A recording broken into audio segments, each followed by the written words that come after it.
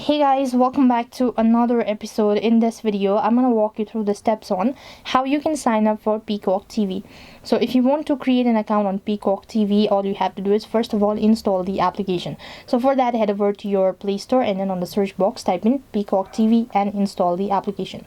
In my case, I don't happen to see the application, or the application is not currently available in the region, so I'm using a web browser. So just exit out of your Play Store and then open up a web browser, and on the web address bar type in peacocktv.com, and here you can see this is the official link. Now then, to begin with the creation of your account, click on get started located in the top right hand side corner. So basically what you have to do is just go ahead and tap on get started button, and that's going to take you to the page where you can actually go ahead and create an account. So basically what you have to do is, when you're creating an account, you have to provide in your personal details that include creating a username, your name, your address and all that, and accordingly you also have to pay certain amount for the premium account. So you need to provide in your card details and all sort of information, and then you'll be able to see that you've successfully created your Peacock TV account. So in this way you can create a Peacock TV account. That is all for this video. I hope the video was helpful. Make sure to like, share and subscribe to our channel.